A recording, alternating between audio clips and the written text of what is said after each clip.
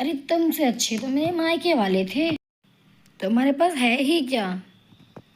जो सुख मेरे मायके में है ना, वो तुम मुझे कभी नहीं दे पाओगे। तुम्हारी हैसियत ही नहीं है।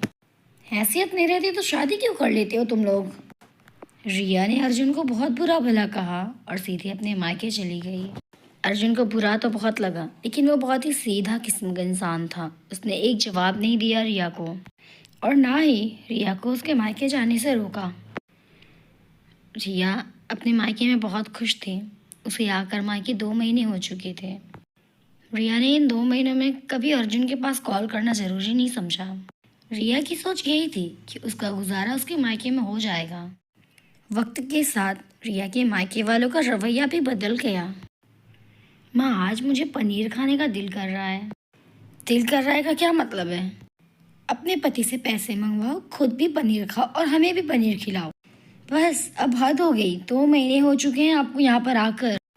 भाभी के कड़वे शब्द को सुनकर रिया अपनी माँ की ओर देखती है।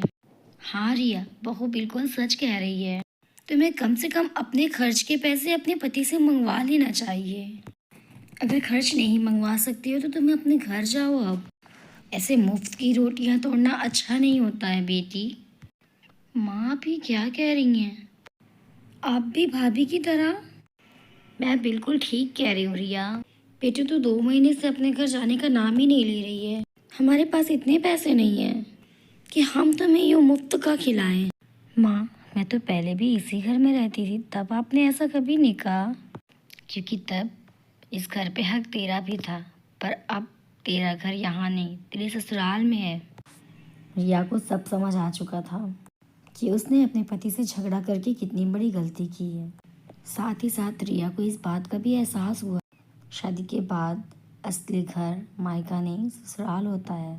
और रिया ने अपनी माँ से कहा, माँ, अब मैं मायके कभी नहीं आऊँगी। रिया की माँ ने ज़रूर कड़वे शब्द कहे, लेकिन उन कड़वे शब्दों में सच्चाई छुपी है।